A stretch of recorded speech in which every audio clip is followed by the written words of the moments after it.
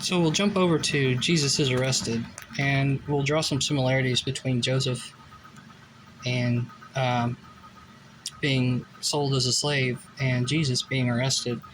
So the third time, that's when Jesus was praying in the garden. And that's a really interesting story, too, because he leaves the big group kind of on the outside, what you would consider if he was in the temple in the outer court. Then he takes Peter, James, and John inside to the garden, kind of the inside of the temple. And then Jesus goes all the way. And, well, Jesus says, hey, you guys stay here and pray. And then I'm going to go into the Holy of Holies and talk to the Father. It's really kind of cool. Then the third time Jesus woke his followers, he said, we must go. And so that's Peter, James, and John are asleep, and he kind of gets onto him. And that was the third time.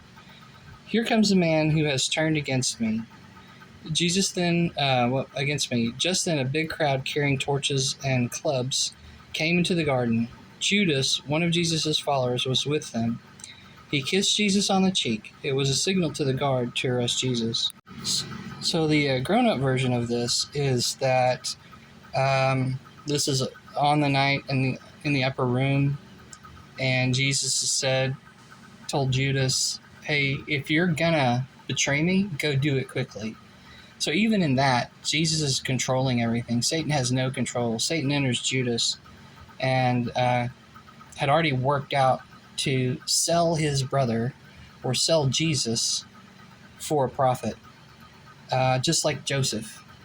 And it was one who would betray him. And it was really by somebody like Reuben, who really didn't care about Joseph. And Judas didn't care about Jesus.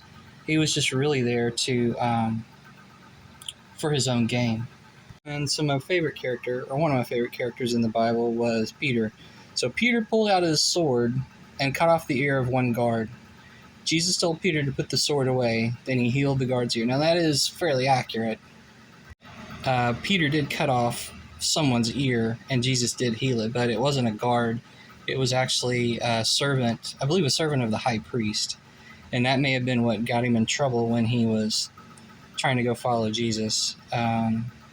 But yeah, I mean, when you think about it, even in the end, Jesus is being sold, just like Joseph.